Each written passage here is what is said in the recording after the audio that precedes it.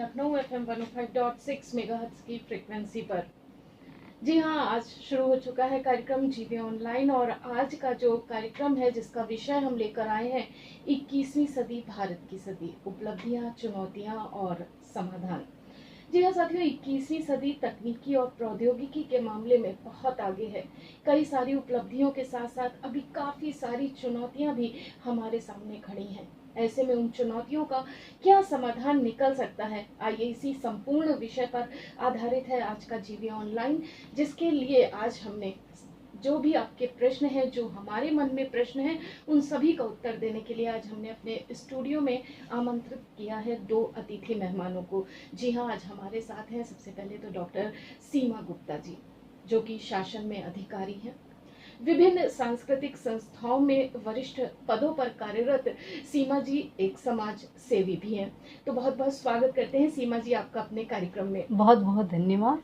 और हमारे साथ हैं डॉक्टर ऋचा आर्या, जिन्होंने जो कि लेखिका हैं और उन्होंने दर्शन शास्त्र विषय पर लिखा है। उनकी 2 पुस्तकें भी प्रकाशित हो चुकी हैं।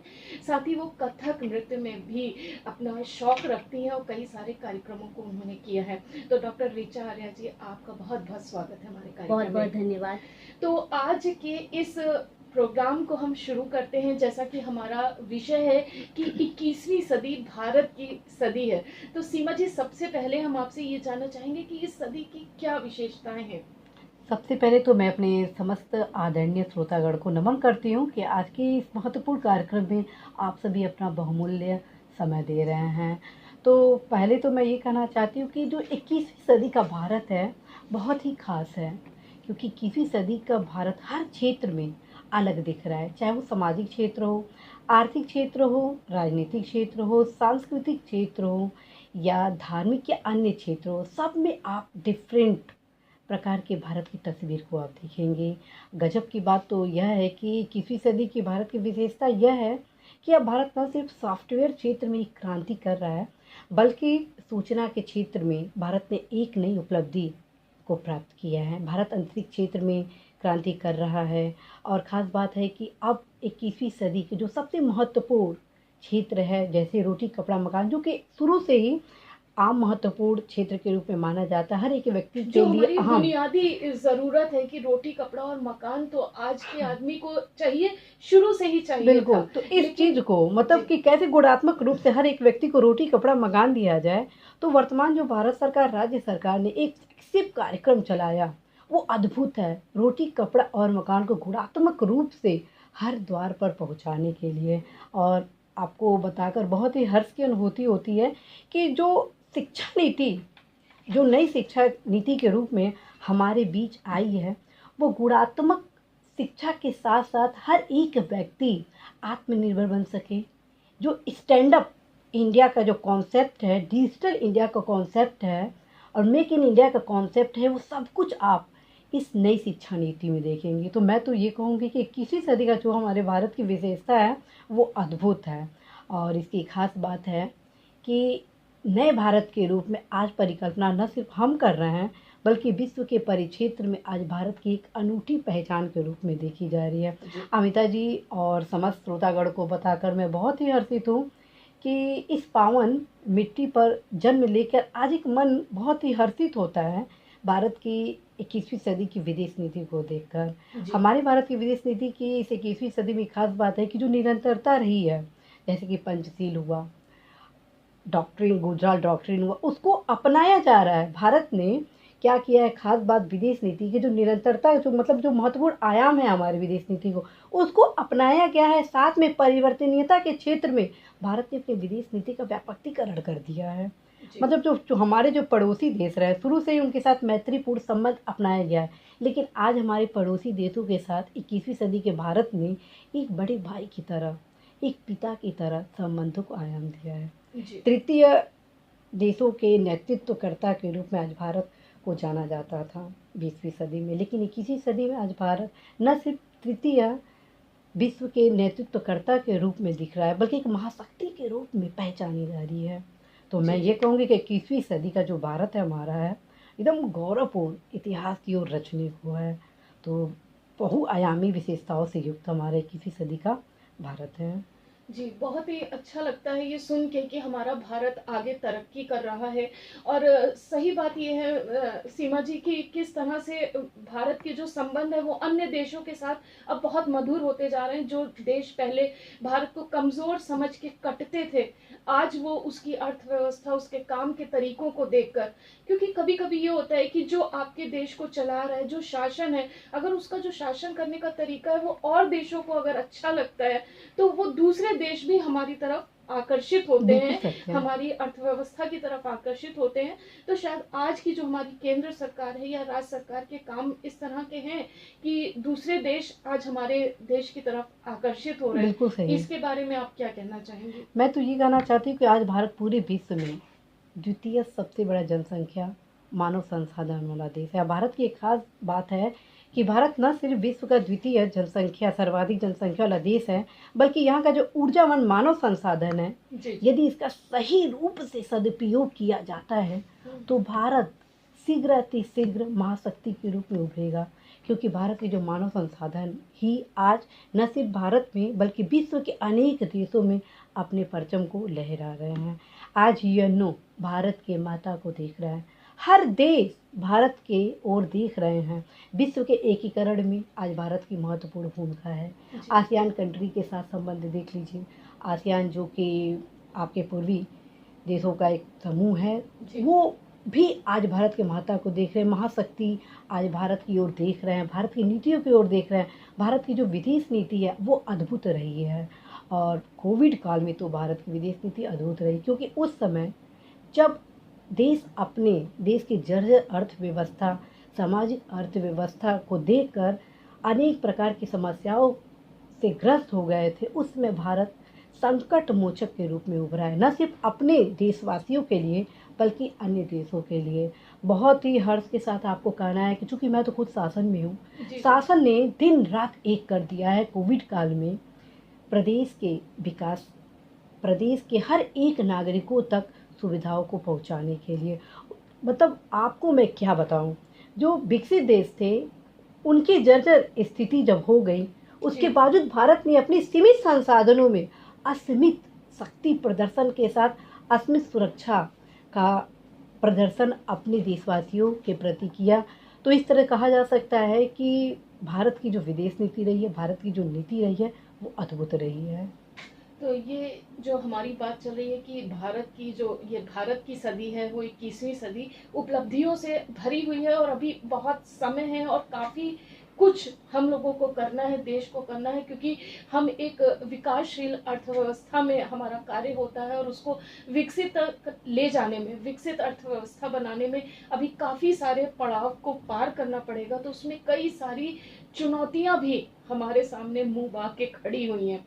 तो ऐसे में डॉक्टर ऋचा जी, हम आपसे ये जानना चाहते हैं कि जो चुनौतियां हैं 21वीं सदी के भारत की, वो चुनौतियां क्या हैं, और अगर हम उसे प्राचीन भारत से जाके अगर हम उसकी तुलना करें तो वो क्या चुनौतियां थी और आज हमारे सामने क्या चुनौतियां हैं, उसके बारे में थोड़ा सा बताएं। जी अमिता जी, पहले तो मैं ये कहना चाहूँगी कि भारत जैसे लोकतांत्रिक देश में जब तक मुझे लगता है कि समय समय पर भारत ने बहुत सारी चुनौतियों का सामना किया है, बहुत सारी तकलीफ़ें उठाई हैं। जी। परतंत्रता की बेड़ियों में भी भारत रहा है। पुराने समय में अगर हम देखें तो हमारे महापुरुषों ने बहुत संघर्ष करके देश को स्वतंत्र कराया। लेकिन मुझे लगता है कि किसी भी देश की उपलब्धियों को प्राप्त करने में उस देश को बहुत सारी चुनौतियों का सामना करना पड़ता है, क्योंकि चुनौतियां और उपलब्धियां मुझे लगता है कि एक सिक्के के दो पहलू मानने चाहिए, क्योंकि हमें कोई भी सफलता बिना चुनौतियों के हासिल ही नहीं हो सकती है। लेकिन मुझे लगता है कि जो हमारा भारत देश है, जिसे विश्व गुरु की उपाधि से अलंकृत किया गया है, तो हम वक्त वक्त पर संभले भी हैं और हमने लोगों को संभाला भी है। जी। हमने डट करके समस्याओं का सामना भी किया है। एक समय था जब नारियों को इतनी स्वतंत्रता प्राप्त नहीं थी। आज नारियां कहां से कहां तक पहुंच गई, और उनके सामने भी बहुत मुझे लगता है चुनौतियां रही होंगी, लेकिन तथापि उन्होंने बहुत संघर्ष किया और आज हम परिवर्तन देख रहे हैं। आज हमने देखा है कि आज आप आतंकवाद जैसी विभीषक स्थिति आप देख रहे हैं, तो मुझे लगता है कि यह चुनौती एक देश के लिए सबसे बड़ी चुनौती रहा है, आतंकवाद, जातिवाद, और जिससे हम समय समय पर लड़ रहे हैं। लेकिन जीवन में परिवर्तन जो है वो बहुत स्वाभाविक होता है, और उन परिवर्तनों में हम यह देखते हैं कि उतार चढ़ाव आते रहते हैं, लेकिन हम भारतीय इतने सुदृढ़ हैं, मजबूत हैं कि उन चुनौतियों का सामना कर लेते हैं। हमारे आप ग्रंथों को उठा करके देखें, उनके पन्नों को पलट करके देखें, तो इतना संघर्षपूर्ण, आप किसी भी देश, किसी भी समाज के एक वर्ग को ले लीजिए, सभी वर्ग में एक संघर्ष है, सभी वर्गों में एक संघर्ष है। तो लेकिन जो भारत जैसा देश है, मुझे लगता है कि हम आगे भी डट करके इस समस्याओं का सामना करेंगे और विजय भी प्राप्त करेंगे। तो ये तो चुनौतियां हैं, लेकिन भारत के सामने ये चुनौतियां आपने बताई हैं कि किस तरह प्राचीन समय से आज की चुनौतियां भिन्न हैं। आपने बताया कि नारी को पहले के समय में इतनी स्वतंत्रता नहीं थी जितनी आज है, लेकिन मुझे ये लगता है डॉक्टर ऋचा कि जो ये चुनौतियां हैं ये सिर्फ शहरी क्षेत्रों में क्या देखने को ज्यादा मिलती हैं, क्योंकि अभी जो हमारा ग्रामीण क्षेत्र है वो उतना विकसित नहीं हुआ है, या वहाँ उन नारियों को इतनी स्वतंत्रता नहीं है। तो वो एक बहुत बड़ी चुनौती है, क्योंकि हमारी जो ग्रामीण अर्थव्यवस्था है, क्योंकि हमारा जो देश है, भारत देश है, वो एक कृषि प्रधान देश है, और यहाँ की जो ज्यादा जनसंख्या है वो गांव में ही रहती है ना। तो उस अर्थव्यवस्था को हम मजबूत करें तो शायद हमारे भारत की अर्थव्यवस्था मजबूत होगी। वहाँ की चीजों को हम ज्यादा अगर मजबूत करें, आगे बढ़ाने की कोशिश करें, तभी हमारा देश आगे बढ़ेगा। तो जो गांव की अर्थव्यवस्था को मजबूत करने की जो चुनौतियां हैं वो हमारे सामने बहुत बड़ी हैं। तो उन चुनौतियों का सामना कैसे किया जा सकता है, आपको क्या लगता है? जी, जैसे कि हम लोग देखते हैं कि कई सरकारी योजनाएं आ गई हैं जिन्होंने बच्चियों के लिए बहुत अच्छा काम कर रही हैं और उनके लिए प्रयासरत भी हैं।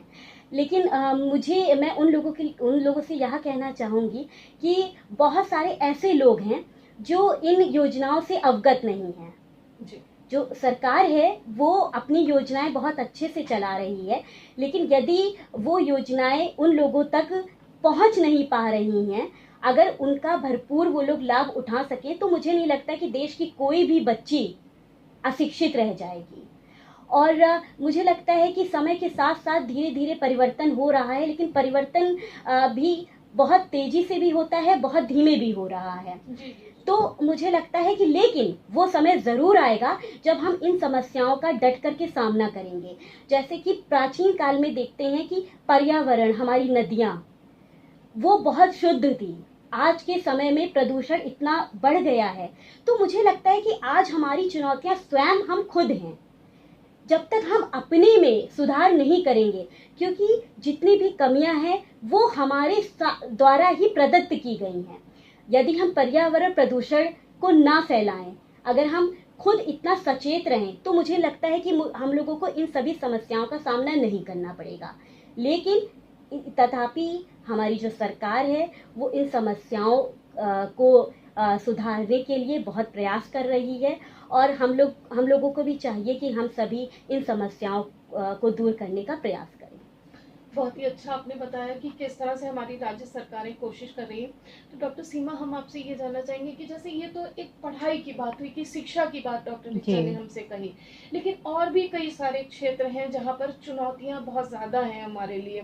जैसे राज्य सरकार या केंद्र सरकार द्वारा कई सारी ऐसी योजनाएं शुरू की गई, जैसे जनधन योजना है कि लोगों को बैंकों तक पहुंचाया है, उनके खाते खोले गए हैं, या उज्ज्वला योजना की बात करें हम लोग कि कई सारी गृहिणियों को जो परंपरागत हमारे जो चूल्हे थे उन सबसे मुक्ति मिली है, धुआं मुक्त वातावरण मिला है। इस तरह की कई सारी योजनाएं मिली हैं जिन्होंने अर्थव्यवस्था को थोड़ा सा बल दिया है। मतलब ये एक नई चीज है हमारी 21वीं सदी के, है ना। तो इसके बारे में थोड़ा आप क्या कहना चाहती हैं, आपके क्या विचार? मैं ये कहना चाहती हूँ कि एक तरह से ये जो आप बताई है, जनधन योजना हुआ, उज्ज्वला योजना हुआ, ये एक डिजिटल क्रांति की ओर प्रयास है भारत को, क्योंकि 21वीं सदी में हम जी रहे हैं और यहाँ पर 21वीं सदी भारत की सदी है। इस परिकल्पना के चरितार्थ के लिए ये तमाम योजनाएं लाई गई हैं। और इसी के क्रम में जैसे आप बता रही हैं कि अर्थव्यवस्था की चुनौतियाँ, ग्रामीण परिप्रेक्ष्य में और जनधन और उज्ज्वला, तो उसके परिप्रेक्ष्य में मैं विशेष तौर पे मैं ग्रामीण भारत के बारे में बता रही हूँ कि हमें अब टेक्निक कल्चर को एडॉप्ट करना होगा, क्योंकि हम डिजिटल युग में जी रहे हैं। जो 21 सेंचुरी है वो एक तरह से 5G तकनीक की ओर अब अग्रसित हो गई है, और इस युग में अब हर एक व्यक्ति के पास मोबाइल है। तो मोबाइल क्रांति के माध्यम से कैसे रोजगार संपन्न हुआ जाए, क्योंकि शिक्षा के साथ रोजगार अत्यंत आवश्यक है, क्योंकि रोजगार के बिना सुख समृद्धि कैसे संभव है, क्योंकि आत्मनिर्भरता ही मेन आवश्यक तत्व होता है किसी भी राष्ट्र के निर्माण के लिए। और जब तक राष्ट्र निर्माण के समक्ष हर एक जनता खुश नहीं होती है, चाहे वो ग्राम की हो या शहर की हो, तब तक खुशहाली आ नहीं पाती है। और वास्तविक रूप से 21वीं सदी भारत की सदी बन पाएगी जब हर एक आम जन के पास सुख समृद्धि का मार्ग प्रशस्त हो। तो मैं ये कहना चाहती हूँ कि भारत सरकार द्वारा, राज्य सरकार द्वारा इस 21वीं सदी, भारत की सदी नए भारत के रूप में रूपांतरित करने के लिए ग्रामीण भारत को एक नए भारत के रूप में उठाया जा रहा है। और जो भी फ्लेक्सी मोड में कार्यक्रम चलाया जा रहा है उसका मेन केंद्र ग्राम को बनाया जा रहा है। बड़े हर्ष के साथ आपको अवगत कराना है कि आज ग्राम विकास विभाग द्वारा तमाम महत्वपूर्ण योजनाएं हर एक कृषक तक पहुंच सके योजनाएं चलाई जा रही हैं। सिंचाई विभाग में हर खेत में पानी जाए, इसके लिए महत्वपूर्ण कार्य किए जा रहे हैं, क्योंकि हर खेत में पानी जाएगा तो क्या होगा, हर एक कड़कड़ जो हमारी पावन माटी है चंदन जैसी, उसमें अनाज रोपित होगा, और अनाज तो स्वर्ण के रूप में होता है। तो इसके संबंध में बहुत ही महत्वपूर्ण कार्य किए जा रहे हैं। और इस समय तो खास बात है कि हर 100 दिन पर पर्यवेक्षण, सर्वेक्षण, समीक्षात्मक कार्य भी किए जा रहे हैं, ताकि अर्थव्यवस्था को सुदृढ़ की जा सके। ग्राम को केंद्रित रूप से तो केंद्रीकरण किया जा रहा है, ई गवर्नेंस मोड के रूप में कार्य किए जा रहे हैं, और जो शासन प्रशासन के कार्य को तीव्र गति से आगे बढ़ाया जाए, ताकि ग्रामीण अर्थव्यवस्था, हमारे ग्रामीण समाज, ग्रामीण संस्कृति सुदृढ़ हो सके। इसलिए ई ऑफिस के माध्यम से तीव्र कार्य संस्कृति को बढ़ाया जा रहा है। तो मैं आपको ये भी कहना चाहती हूँ कि वर्तमान सरकार द्वारा IGRS, एंटी करप्शन पोर्टल आदि तमाम पोर्टल के माध्यम से त्वरित जनहित के कार्य संपादित किए जा रहे हैं। बड़े हर्ष के साथ आपको अवगत कराना है कि वर्तमान में सरकार की नीति जो मिशन रोजगार के तहत उन्मुख हुआ है और मिशन शक्ति के तहत उन्मुख हुआ, वो मात्र शहरी ग्रामीण परिवेश के लिए नहीं है, बल्कि ग्रामीण भारत के लिए भी है। क्योंकि हम एक भारत, जो हमारा जो देश है, वो ग्राम के साथ शहर और शहर के साथ पूरे विश्व की परिकल्पना को चरितार्थ कर रहा है। तो आज जो ग्लोबल वर्ल्ड जो है, उसमें भारत एक समेकित विकास के रूप में कार्य कर रहा है, जिसका मुख्य फोकस है प्रत्येक व्यक्ति तक लाभ पहुंच सके। हर्ष की बात है कि उत्तर प्रदेश सरकार द्वारा 1 डिस्ट्रिक्ट 1 प्रोडक्ट योजना इसीलिए चलाई जा रही है, जैसे कि लोगों को ये अल्टीमेट है स्वावलंबी बनाने के लिए। और एक खास चीज़ है कि जो जियो टैग होता है, वो न सिर्फ भारत के आम जन को उसको महत्ता मिल सके, बल्कि जो वास्तविक उस क्षेत्र का जो प्रोडक्ट है उसकी पहचान से उस व्यक्ति का न सिर्फ विकास सुनिश्चित हो, बल्कि हमारे विरासत की जो पहचान है वो ग्लोबल वर्ल्ड में भी पहुंच सके। इसलिए ये कार्यक्रम अद्भुत है। मैं तो बहुत ही हर्षित हूँ कि जब मैं यूपी के कई जिलों में जब भ्रमण करने गई एक पर्यटन के रूप में, क्योंकि अब तो इंडिया बदल रहा है, उसमें पर्यटन को भी एक उद्योग के रूप में बढ़ावा दिया जा रहा है, और उसमें ग्रामीण भारत को एक पर्यटन के क्षेत्र में अद्भुत विकास का कार्य किया जा रहा है। तो जब मैं 1 प्रोडक्ट का व्यापक प्रचार प्रसार देखी तो मैं कही वाह, अल्टीमेट है। मतलब बनारसी साड़ी का इतना क्रेज, इतना प्रचार प्रसार पहले नहीं था जो आज हम देख रहे हैं। आप इत्र का, जो कि काफ़ी फेमस है, आपके लखनऊ का चिकन के जो वस्त्र कलाकारी है, वो विश्व स्तर पे एक अद्भुत पहचान बनाई जा रही है। और छोटे छोटे शहर के जो महत्वपूर्ण आपके जो पर्यटन क्षेत्र है, उसको उद्योग के रूप में बढ़ावा दिया जा रहा है। मतलब आज ग्रामीण भारत की अर्थव्यवस्था को मात्र कृषि तक ही सीमित नहीं किया जा रहा है, बल्कि उसको वर्तमान परिदृश्य के अनुरूप तृतीयक क्षेत्र में पहुंचाया जा रहा है। मतलब ग्रामीण भारत को बस प्राथमिक क्षेत्र में ही महत्वपूर्ण स्थान नहीं दिया जा रहा है, बल्कि द्वितीयक अर्थात छोटे छोटे शहरों, छोटे छोटे गांवों में उद्योग शिक्षा के केंद्र पर बल दिया जा रहा है। और तृतीयक क्षेत्र के रूप में अर्थात डिजिटल क्रांति के बढ़ावा के लिए सेवा के परिक्षेत्र को माता दिया जा रहा है, ताकि ग्रामीण भारत और शहरी भारत के बीच ये जो दूरी है उसको ख़त्म किया जाए। क्योंकि जब तक दूरियां नहीं ख़त्म होंगी तब तक विकास का मार्ग वास्तविक रूप से आगे नहीं बढ़ पाएगा। मैं तो बहुत ही हर्षित हूँ यदि आप, हमारे देशवासी यदि इस 21वीं सदी को भारत की सदी बनाने के लिए अपनी सहभागिता दें तो निश्चित रूप से भारत महाशक्ति के रूप में शीघ्र आने वाला है। बिल्कुल सही कहा आपने सीमा जी कि अगर सब जन सहभागिता होगी, जन भागीदारी होगी तो हम जरूर आगे बढ़ सकते हैं। देश के जनमानस को स्वावलंबी बनाने के लिए हमारी राज्य सरकारों ने कई सारी योजनाएं, चाहे वो मुद्रा योजना हो, स्किल इंडिया हो या स्टैंड अप इंडिया जिसकी बात आपने की वो हो, तो कई सारी योजनाएं हैं जो कि ग्राम उदय से लेकर भारत उदय जैसे अभियानों को महत्व दे रही हैं और आगे बढ़ाने के लिए कार्य कर रही हैं। चुनौतियों की बात अगर हम करें तो हमारे सामने एक चुनौती बहुत बड़ी है कि जैसे भ्रष्टाचार बिल्कुल बहुत ज्यादा है। तो इससे निपटने के लिए, क्योंकि अगर जब हम लोग अपने आप में खुद ईमानदार होंगे हर जगह हर क्षेत्र में, क्योंकि सरकारी योजनाएं बनाई जाती हैं लेकिन उसका संचालन हम सभी लोगों के द्वारा ही मिलकर किया जाता है, लेकिन उसमें कुछ एक के खराब होने से वो जो योजना है वो पूरी तरह से सही से आगे नहीं जा पाती है लोगों तक, क्योंकि बीच में कहीं ना कहीं जो दूसरे को लाभ मिलना चाहिए था उसका हिस्सा कट जाता है। मैं शायद अपनी बात आप तक कह पा रही हूँ प्रश्नों को कि ये जो भ्रष्टाचार है इसको कम करने के लिए क्या प्रयास होने चाहिए आपको लगता है कि? देखिए, निश्चित रूप से आज एक चुनौती के रूप में देखा जाए तो जो पहले तो मैं ये कहना चाहती हूँ, भ्रष्टाचार के पहले जो चुनौतियाँ मेन है, क्योंकि कहीं ना कहीं आज जो चुनौती है 21वीं सदी के समग्र गरीबी, बेरोजगारी, भुखमरी, आश्रय अभाव, लिंग भेद, पर्यावरण प्रदूषण और अन्य जो चुनौतियां हैं, कहीं ना कहीं वो भ्रष्टाचार के कारण ही है।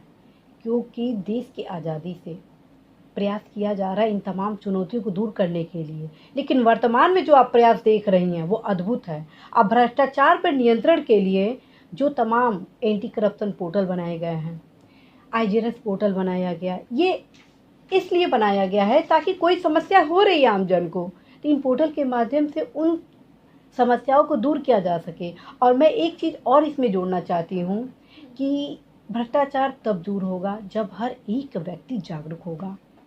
यहाँ पे क्या है, जब देने वाला ही मना करेगा, संबंधित का शिकायत करेगा तो 100% भ्रष्टाचार पर एक अवरोध उत्पन्न जरूर होगा।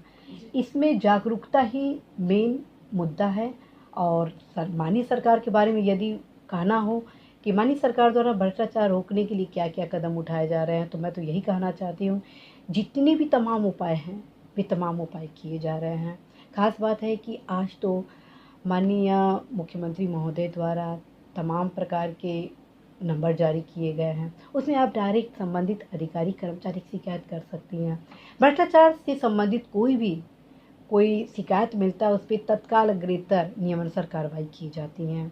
और मैं आप सभी श्रोतागण से ये कहना चाहती हूँ कि यदि आप वाकई भ्रष्टाचार का सामना कर रहे हैं तो उसमें अपनी सहभागिता किस प्रकार देंगे दूर करने के लिए, ये चीज़ आप जरूर नोट करें।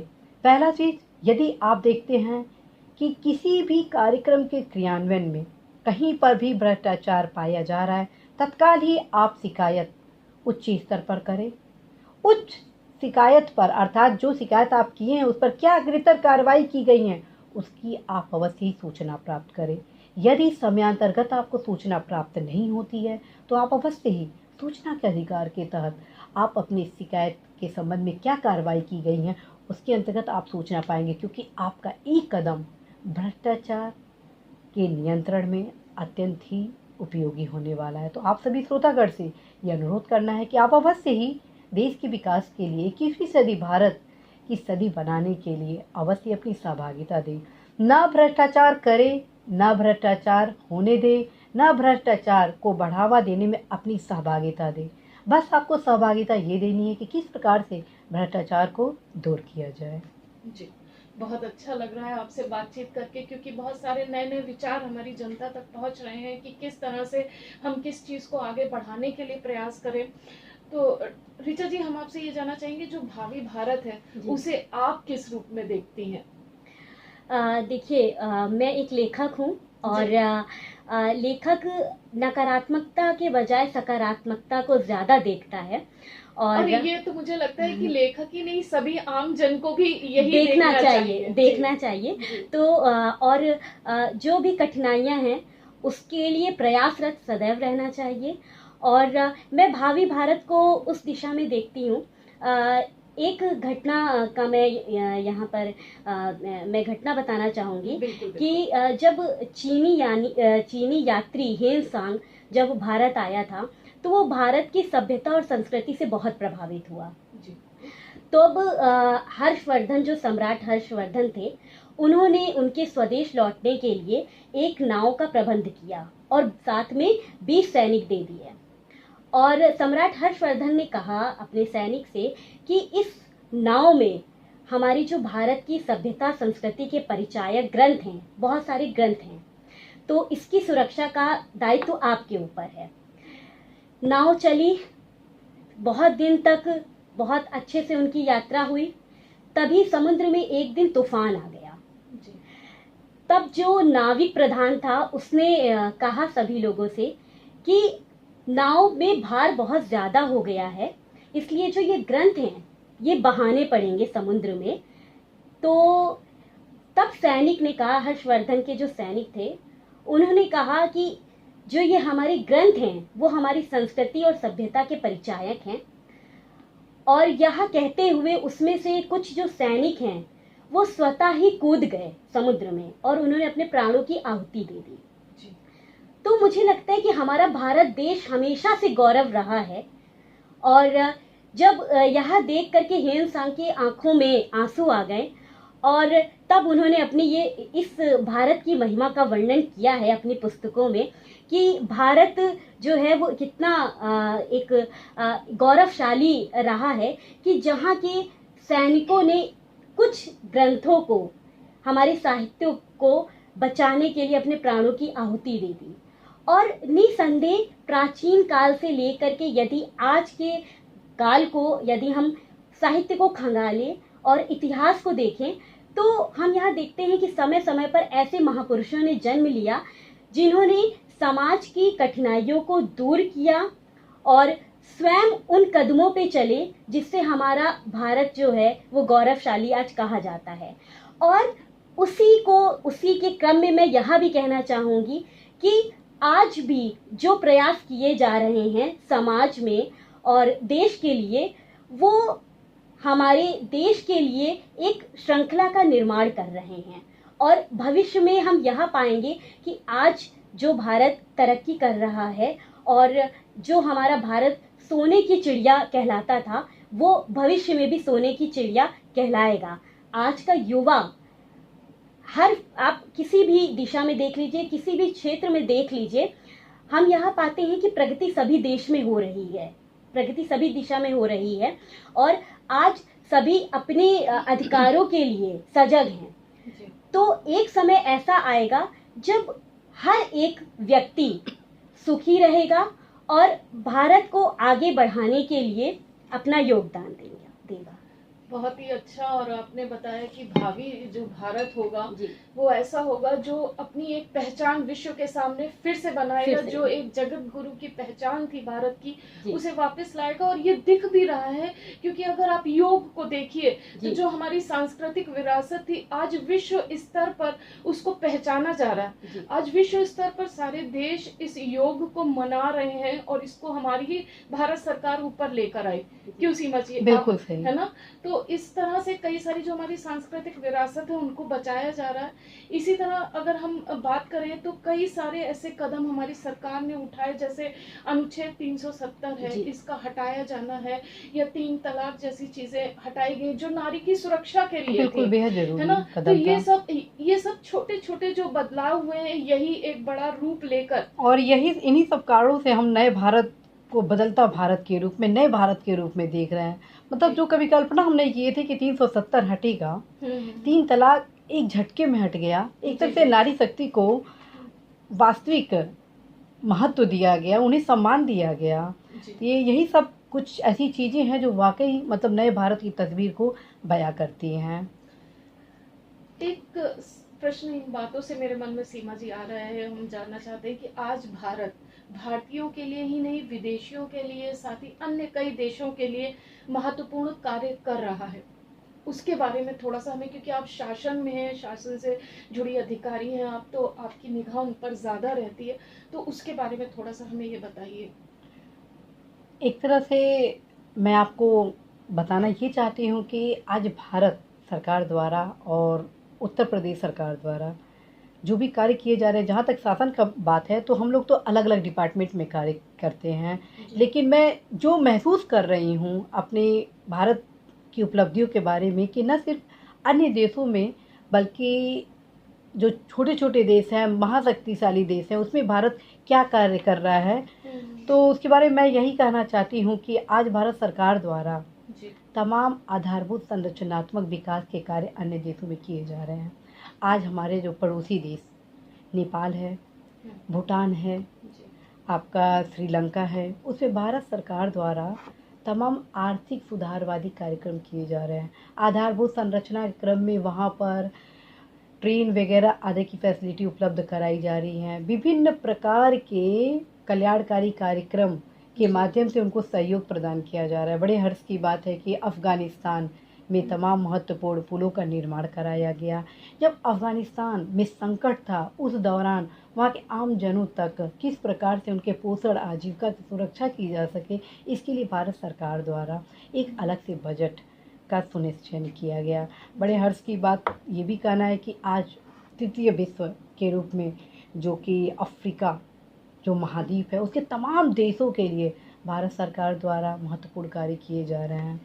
आपको ये भी बताना है कि लैटिन अमेरिका जो कंट्रीज़ हैं जहाँ पर स्पेशल उत्पाद है, उन उत्पादों को विशेष रूप से एक पहचान मिल सके, वहाँ के नागरिकों की अर्थव्यवस्था सुदृढ़ हो सके, किस प्रकार से भारत की मानव संसाधन विदेश के मानव संसाधन के लिए उपयोगी हो सके, इसके लिए भी तमाम कार्य किए जा रहे हैं। ट्रैक 1 कूटनीति के साथ साथ भारत सरकार द्वारा ट्रैक 2 कूटनीति का प्रचार प्रसार विस्तार का कार्य कर रहे हैं। और हर्ष की बात है कि आज जो विदेश नीति का व्यापकताकरण कर दिया गया है उसको देख के तो मन हर्षित है। आज तमाम महत्वपूर्ण विभाग विदेशों में सफलता के साथ कार्य कर रहे हैं। संस्कृति विभाग भारत की विरासत के माध्यम से विदेश के कल्चर को न सिर्फ अन्य देशों के कल्चर के साथ अपने कल्चर के मिलाने के साथ वहाँ पे एक स्वरोजगार उत्पन्न कर रहे हैं, बल्कि पर्यटन उद्योग को बढ़ावा दे रहे हैं।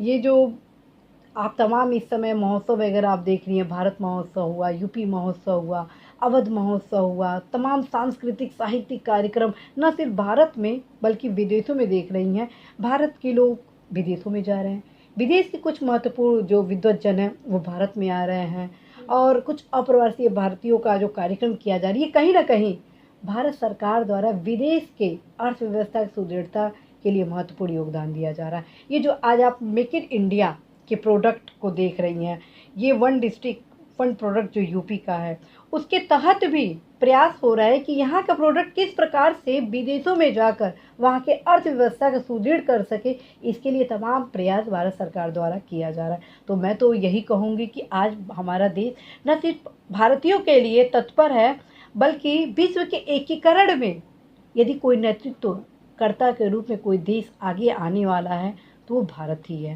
क्योंकि आज भारत की तरफ न सिर्फ महाशक्ति के रूप में अमेरिका निहार रहा है बल्कि चाइना, रसिया आदि तमाम महत्वपूर्ण यूरोपीय कंट्रीज भारत के महत्ता को देख रहे हैं। और यही कारण है कि आज यूएनओ भी भारत की महत्ता को देखकर भारत की तरफ, भारत की अर्थव्यवस्था के साथ गठजोड़ करने के लिए सभी तत्पर हैं।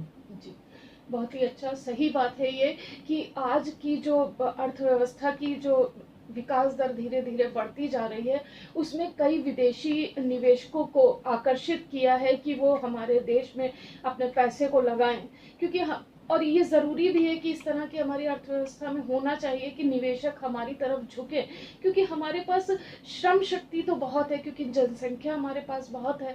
अगर ऐसे में हमें पैसा मिलता है तो हम अपने जो लोग हैं उनको रोज़गार भी दे सकते हैं, नई नई चीज़ें बना सकते हैं और अपनी चीज़ों का बाहर ले जाके बेचा भी जा सकता है, तो कई सारी विदेशी मुद्रा की भी हमें प्राप्ति हो सकती है। तो इस तरह से निवेशों को भी आकर्षित किया जा रहा है।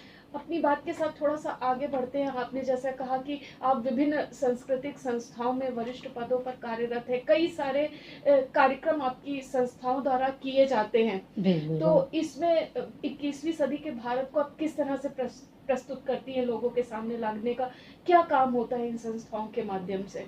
देखिए, मूलतः ये जो साहित्यिक सांस्कृतिक जो तमाम संस्थाएं हैं, उनका मूल उद्देश्य होता है समाज का समुचित विकास करना।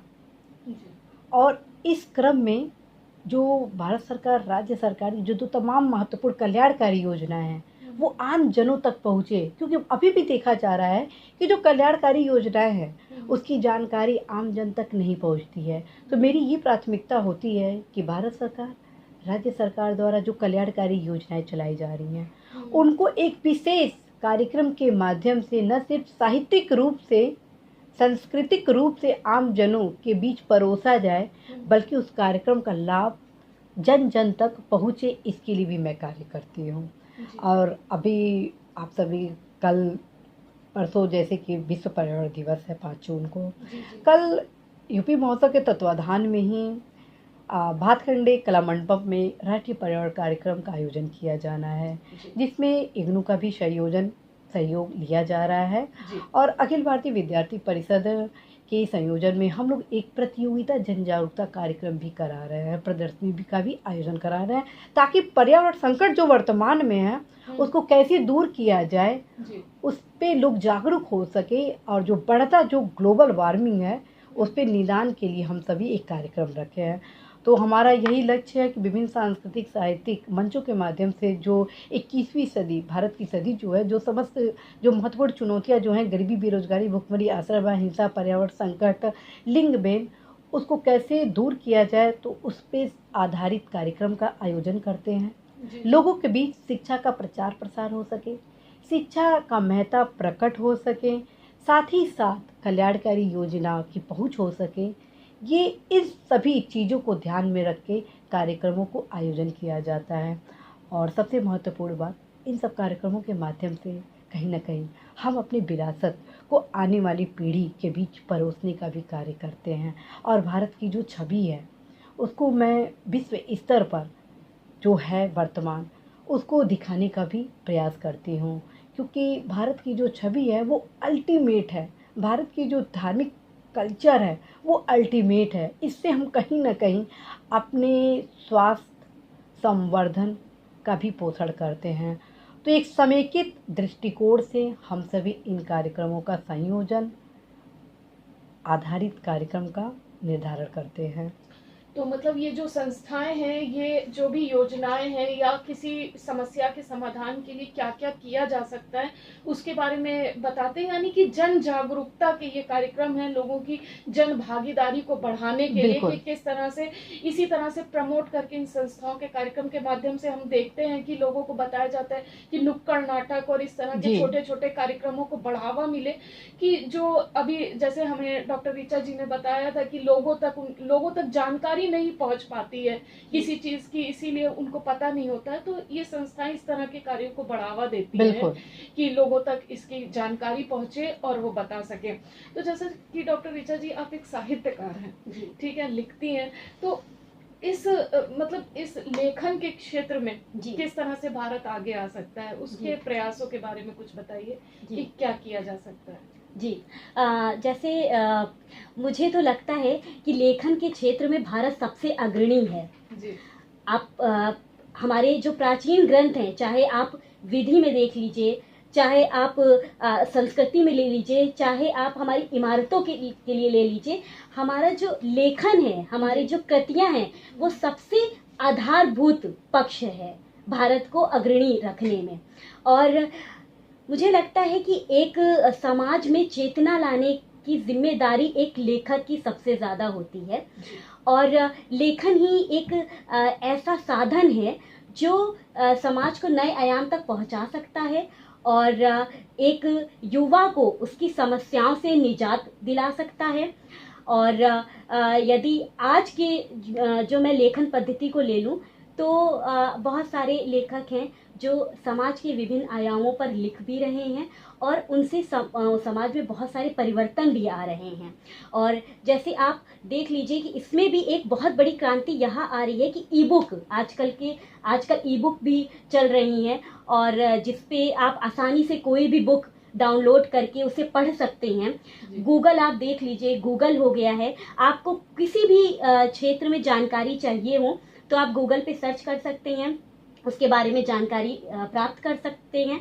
तो मुझे लगता है कि जो लेखन पद्धति है वो समाज में एक बहुत बड़ी क्रांति ला रही है और आगे भी लाती रहेगी और समाज में बहुत प्रगति होगी। जी, बहुत ही अच्छा। और कार्यक्रम का समय बिल्कुल समाप्ति की ओर है। और जैसा कि शुरू में आपसे बातचीत के समय सीमा जी आपने बताया था कि आप कविताएं लिखने का भी थोड़ा बहुत शौक रखती हैं, तो आपने क्या कुछ नए भारत की तस्वीर पर भी कुछ लिखा है क्या? बिल्कुल, क्योंकि भारत तो मेरे कड़कड़ में भास करता है, तो नए भारत सुनाइए। बिल्कुल, तो नए भारत को समर्पित अपनी एक कविता आप सभी श्रोतागण के समक्ष निवेदित करती हूँ। हो देश की जय जयकार सदा, हो देश की जय जयकार सदा, कड़कड़ जय वंदन हो। हो देश की जय जयकार सदा, कड़कड़ जय वंदन हो। भारत माता के वीरों का हर घर घर अभिनंदन हो।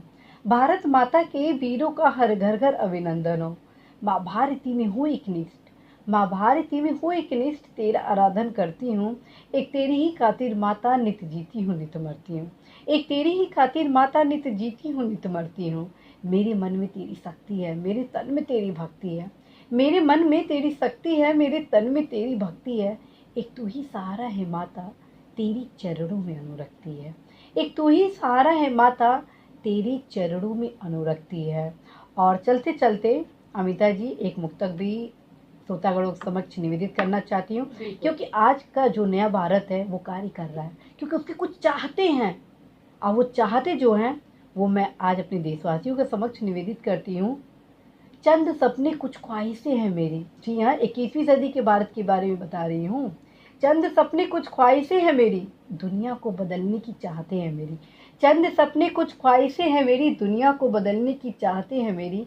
चिंता घुटन बेबसी सबकी दूर कर दूँ, ऐसी चाहत से भरी कोशिशें हैं मेरी, ऐसी चाहत से भरी कोशिशें हैं मेरी।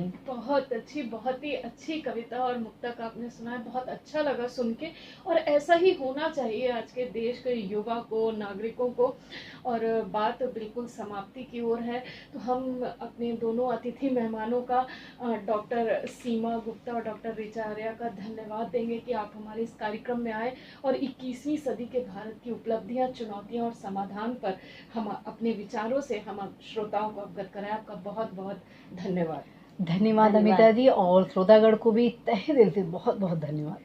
तो आज के श्रोताओं, जो बातचीत हुई उसका सार और निष्कर्ष यही निकल के आया कि 21वीं सदी का भारत फिर से एक बार विश्व गुरु का दर्जा प्राप्त करे। इसके लिए जरूरी है जन भागीदारी। राष्ट्र भक्ति ले हृदय में, हो खड़ा यदि राष्ट्र सारा, तो संकटों को मात देकर राष्ट्र विजयी होगा हमारा। अपनी इन्हीं बातों के साथ आज के जीवी ऑनलाइन कार्यक्रम को यहीं पर समाप्त करने की अनुमति दीजिए अमिता को। आप बने रहिए ज्ञानवाणी लखनऊ FM 105.6 मेगाहर्ट्ज की फ्रीक्वेंसी के साथ।